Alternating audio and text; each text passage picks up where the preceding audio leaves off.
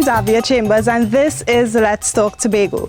Today we're coming to you from breezy Palms Villa right in the heart of the southwestern Bonacore development. As usual, we've been scouring the island to get the best bits of all the major stories just for you. So it's a great location for us to share with you what we've uncovered.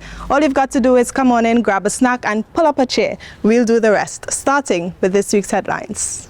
Tobago's young talent show off their art skills in a recent competition. We'll tell you who took home the big prizes. THA official recently took a trip to Jamaica and it may have big benefits for the housing sector in Tobago. And later, the island's entrepreneurs get innovative in the Business Development Unit's Creative Tank competition. We have all these stories and more when Let's Talk Tobago returns. Stay with us.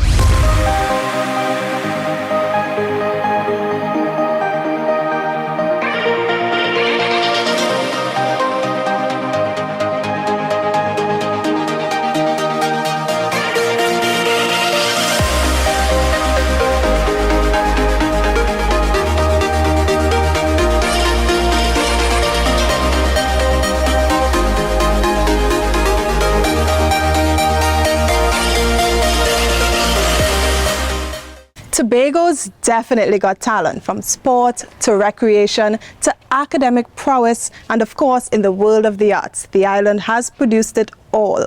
And the Office of the Chief Secretary is providing support to the next generation of talent through a very special art competition. We've got the scoop on the winners and a sneak peek at their impressive work. Have a look at our first story.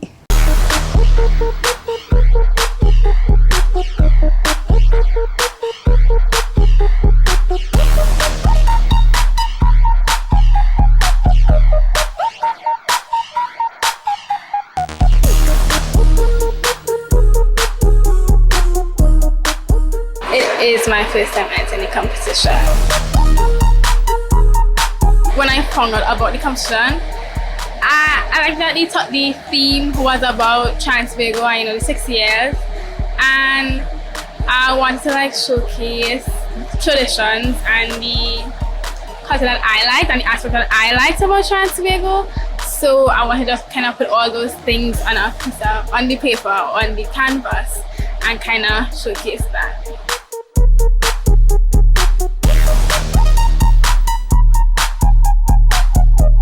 I want to thank all the schools who participated. I want to thank the principals for allowing your students to participate. I want to especially thank the art teachers because of course we depend on you to drive them, to encourage them, to push them, and you, the students, our esteemed artists, our upcoming budding professional artists. We want to thank you for your enthusiasm. While there can be only one winner, I want each student to know that your work and your expression is priceless. You know, there's the MasterCard tagline that says, it's priceless, right? So your expression is your expression. And indeed, it is one of a kind, it is unique. Be the dream alive, don't let it die. It's something deep inside, keeps inspiring you to try. Don't stop and never give up. Don't ever give up on you.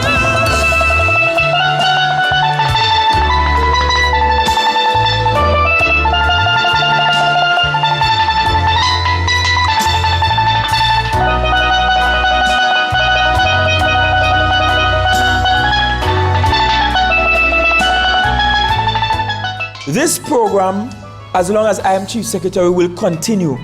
And you know, one of the things we are often guilty of when there is a change in government is that we tend to throw everything out.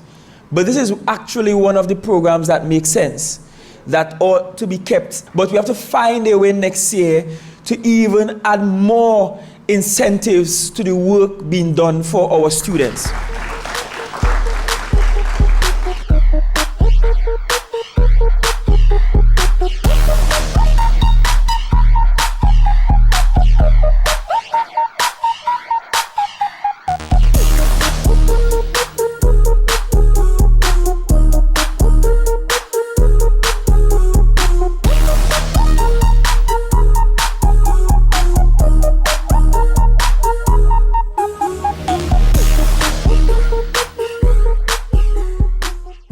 Blue flags are flying high on two more of Tobago's tour boats. Want to know who they are? Well, here's a hint. They both hail from the seaside village of Buku.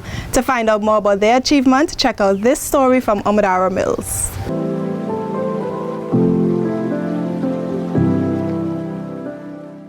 Blue Flag and Green Key are international environmental awards that are presented to businesses that have met rigorous standards in the areas of safety, responsible tourism, education, training, conservation, and corporate social responsibility, just to name a few. Your presence here today is indicative of your commitment to sustainable operations within the tourism sector. It is also affirming that the hard work and dedication of these operators have not gone unnoticed.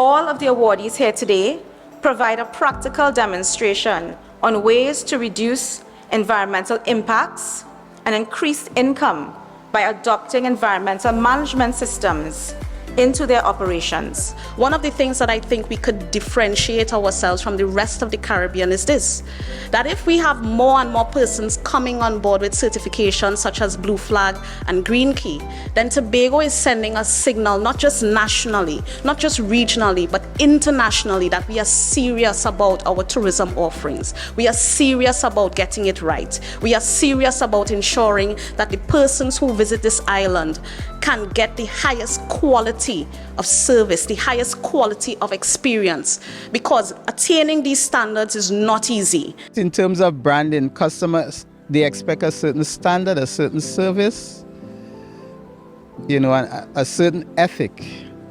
So I hope to practice and promote that.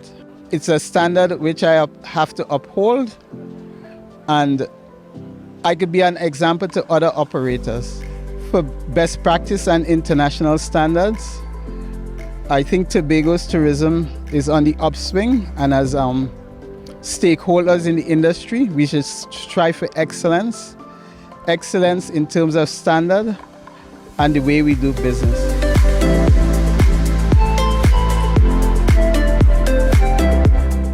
Tobago is on a mission to provide affordable housing for its residents who need it most. Representatives from the Division of Settlements, Public Utilities and Rural Development visited Caribbean neighbor Jamaica to see what lessons could be applied right here in Tobago. We have more details in this story. Listen up.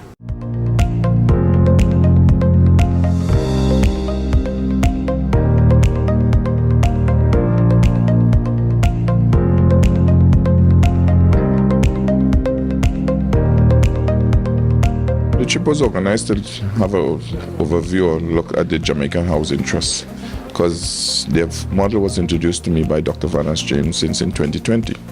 So we took the opportunity to go and see what their housing trust is like, how it was comprised, and see what we could tweak in our model, in developing our model here to deliver homes to the most vulnerable, most important, and to the housing needs that we have, because you know, we have a database of 6,000 to 8,000 persons for houses in Tobago. So we're looking at the model to see how we could tweak it to deliver to as many homes to as much people as we could. What intrigued me the most is the pride that the Jamaicans have. I mean, we visited communities where Woodford, a community at the base of the Blue Mountain, where the residents were constructing a water tank now, 55 feet by 25 feet by 23 feet. And you know what's the good thing about it? They're not waiting on the government to provide a cent. They submit an application to the MP, after which those 5 persons are then considered, and that application would go to an oversight committee. The oversight committee consists of persons around the desk similar here, legal, financial, construction, etc. From that oversight committee, they would then go on to also, the application goes in conjunction with an engineering report. In the construction, they do 2-bedrooms or 3-bedroom homes, tiled, not linoleum or vinyl, and they get proper windows, doors, and a tank is given to the applicants as well. The construction is within the vicinity of 6 million Jamaican, which is approximately 350 TT. In order to change the policy, we have to take the information we gather here, develop the policy, take it to the Executive Council, hopefully to have it approved before the turn of the year, so we could start the new year with a new mandate, a new vision, a paradigm shift going forward.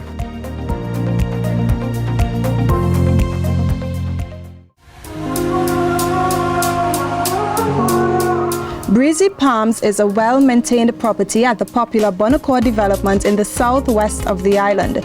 It's got 3 bedrooms, 2 on the second level with ensuite bathrooms, and sleeps up to 6 guests. The ground floor has an open plan kitchen and a dining area, and all the other amenities and security you'll need to relax in comfort. Or if you're keen to get out and about, Breezy Palms is just a few minutes away from the island's nightlife, conveniences, and of course, A&R Robinson International Airports. Welcome back. Tobago entrepreneurs found their way under the spotlight at the second edition of the Business Development Unit's Tobago Creative Tank. This year's contestants presented in 3 categories: sports tourism, food and beverage, and the creative sector.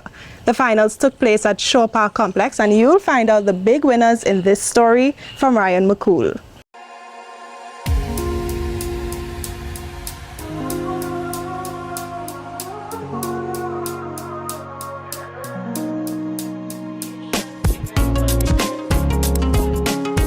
This is the second edition of this competition. It would have started last year in the height of COVID.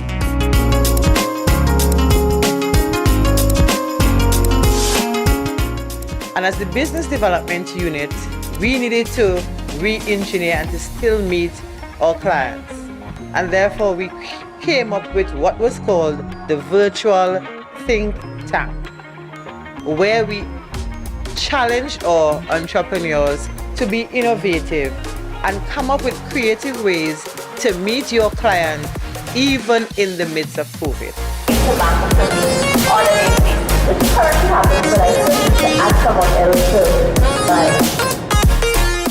We are preparing you to be sharks in a global environment, because when you're a shark in an aquarium, you can't help but feel big. When you're a shark in a global environment, then you have to compete with things much bigger than yourself. And so the goal that we have for you is that you are to get so big that Tobago cannot contain you. Some of the other things we do portraits, and this was from one of our portrait treasures. And so my book and my products are mainly made for maximize my production capacity. That a unique blend of woodblocks, for example, turmeric, which we all know is an anti-inflammatory. Put my product in the fridge and it can last for 10 years and you come back and eat it fresh. So I see myself serving people more. Savory Isle arises from homemade dairy beverages and it's converted. How was the experience for you being in the Creative Tank Tobago? So today was a very phenomenal experience for me. It's first time trying to do this public speaking, although we may do it in other events, but I think, facing a crowd and, expressing yourself and your business sometimes become a bit, difficult, but it was an exciting moment and I had fun doing it. I think it's a fantastic idea. I think it gets small businesses in Tobago to want to get involved, to put themselves out there, as a lot of our businesses aren't necessarily on the internet, online, have web pages. So I think all of this kind of gets people excited, wanting to get involved, and then obviously makes it easier for you to learn how to sell in front of a crowd, which is important.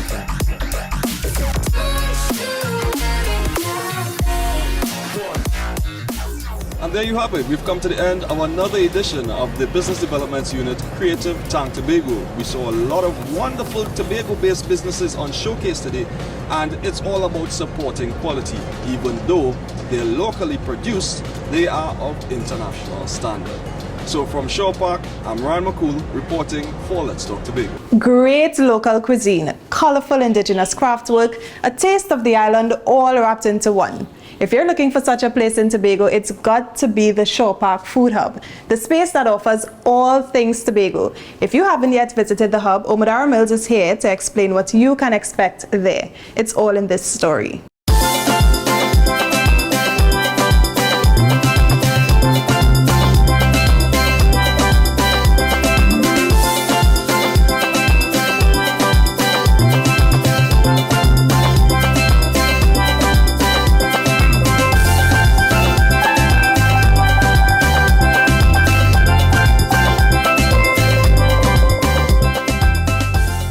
The Shore Park Food Hub is one of the offerings under the Tobago Agribusiness Development Company, TADCO.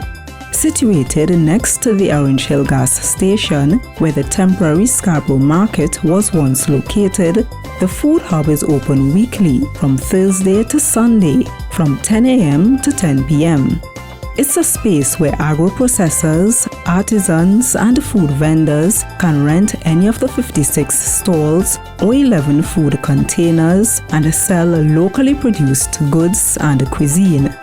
During the opening of the Food Hub, both vendors and patrons praised TADCO's business-driven initiative. It's a very nice event where we as agro-processors can, showcase our products.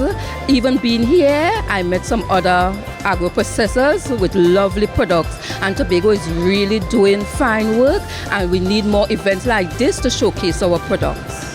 I think that the event is a well-deserved one. I think also that the event is a good opportunity for young entrepreneurs to be able to come out and be able to get that form of traction. It's a great way for new entrepreneurs, to showcase their talents and the different creative that we have on the island. Because even simply walking around, today I found out that he had so many people doing natural products here, soaps, candles. So I think it's a very good idea for both the local residents as well as foreigners. It's an excellent idea. I love it very much. And it's fine time you make use of this building, and I guess that it could be a tourist attraction too. And then it gives the people of Tobago or the farmers or the entrepreneurs a place where they can come and display their products. I think it's a wonderful initiative.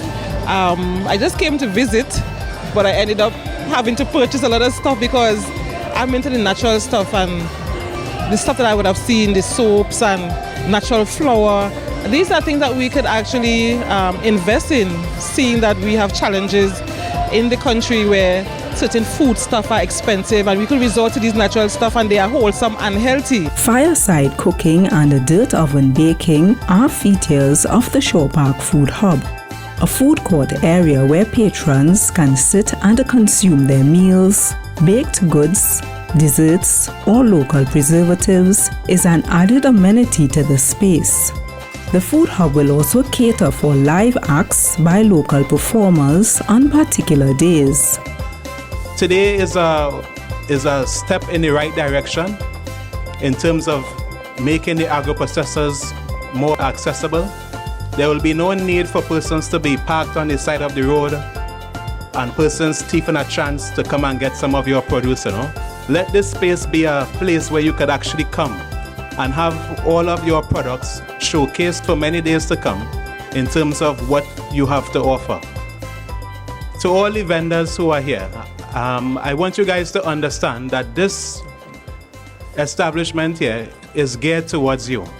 We at TADCO are definitely going to be working with the agro-processors and the people involved in the art and craft and those types of persons in terms of building their capacity, in terms of building their commitment to building a brand from Tobago. If you're interested in renting any of the kitchen containers or the stalls, check out TADCO's website where you can get answers to frequently asked questions or fill out a registration form. Individuals can also call TADCO at 639-4017, extension 1017, or the call center at 211 for more information.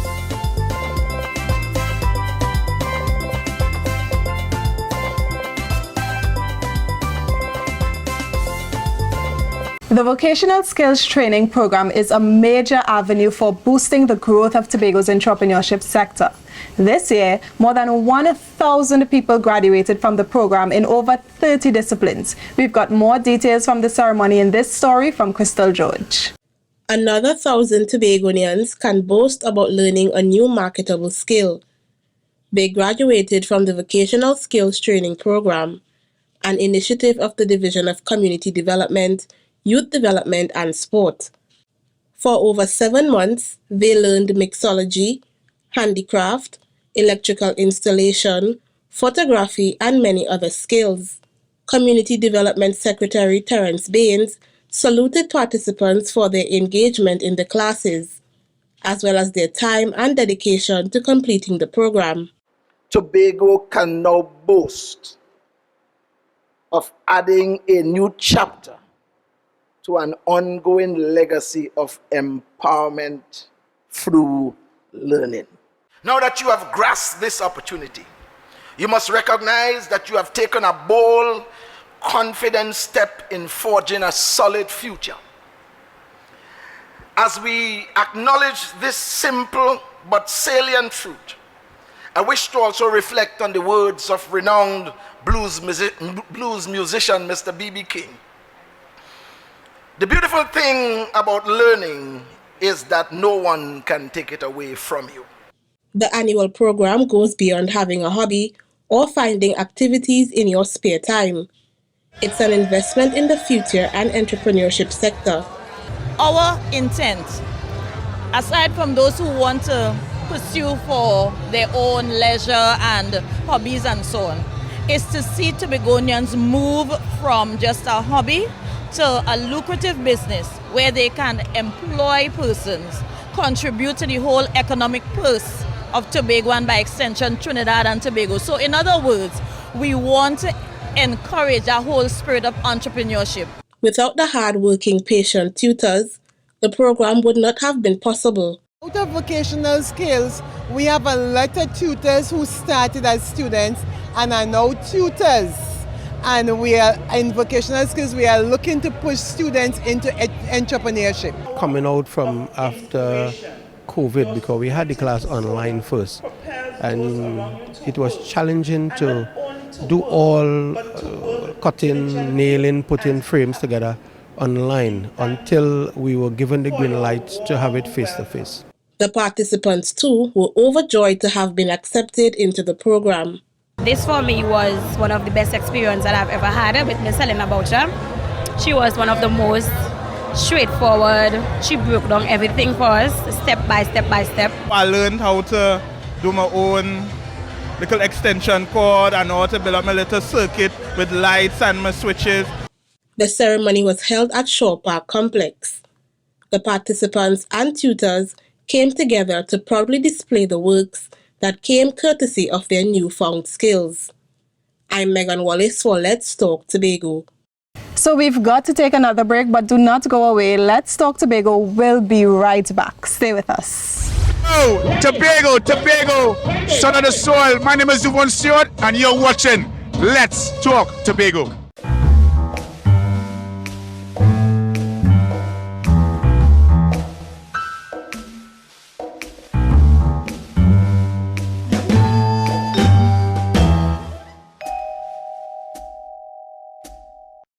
The Equal Opportunity Commission is actively seeking to re-establish its presence in Tobago.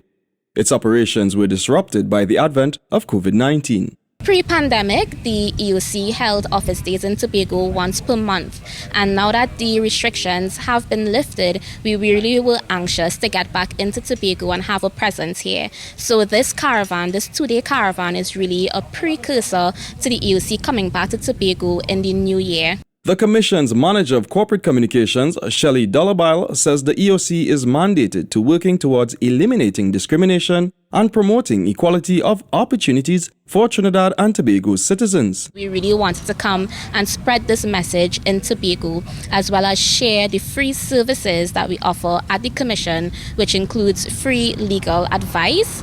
Organizations can also request inclusivity sessions from us, and we also make appearances on webinars free of charge. The EOC also receives, investigates, and mediates matters of discrimination. Persons who have been discriminated against, they can come to the commission and lodge a complaint, and we will investigate it, and then our trained conciliator will bring all parties around the table and try to resolve the matter. The EOC caravan allowed members of the public to be guided by capable on-site communications officers who were very happy to interact with patrons. For more on the Equal Opportunity Commission and its services, check out the EOC's official website at www.equalopportunity.gov.tt.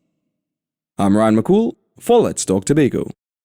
We may not be able to walk a mile in the shoes of the differently abled, but what we can do is to walk alongside them by being inclusive and by getting educated about their challenges and how we can really support their needs. That's what the annual Down Syndrome Awareness Month Buddy Walk was all about. We bring you the highlights right now. October was World Down Syndrome Awareness Month, and as customary, Tobago did its part in spreading awareness. The island celebrated the occasion with its annual Buddy Walk. This year, the island celebrated its 10th year with the theme, We Speak So Our Children Could Be Heard. The initiative was hosted by the Down Syndrome Family Network. It highlighted the importance of supporting people with special needs. The day was filled with dance, music, and color. It's not just a mindset change, but we also need legislation to help people understand that mindset. Otherwise, we as parents, our children, and other adults living with disabilities will just have to wait and accept the charity and the concessions offered by the people who care. And those who don't care will not be made to care. Events like the walk help to push Down syndrome awareness into the forefront of the national agenda. It invites the public to walk a mile along with someone with Down syndrome, or for organizations to advocate for persons with disabilities. The most important aspect of awareness is the goal of inclusiveness, ensuring children living with Down syndrome or disabilities in general aren't excluded from typical childhood activities. As parents and as a society, what we need to do is give them every single opportunity. We as parents have to be constantly advocating, constantly talking to everyone, constantly speaking to the teachers, asking for their help with working with our kids, letting them know that having our children in an inclusive educational setting will not only mean more work for them.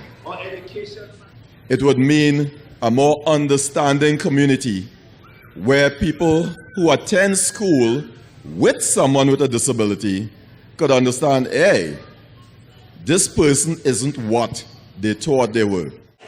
Having a support system is paramount.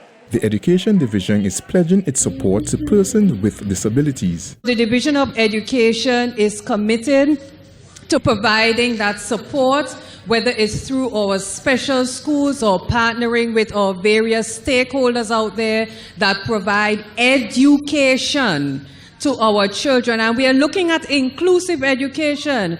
Don't exclude them. I'm Marlon Gottsliben for Let's Talk Tobago. So we've come to the end of yet another edition of Let's Talk Tobago, and as always, we thank you so much for watching. Remember, you can email us with your comments or queries about the program. Be sure to visit our website, like our Office of the Chief Secretary Facebook page, follow us on Instagram as well as Twitter, and you can also subscribe to our YouTube channel. To find out more about Breezy Palms, call 639-9600 or email villasoftobago@gmail.com. From our house to yours, I'm Davia Chambers, along with the Department of Information, Office of the Chief Secretary, Tobago House of Assembly, wishing you a safe and fantastic week. As we go, we leave you with a montage from the Chief Secretary's Tobago Secondary Schools Art Competition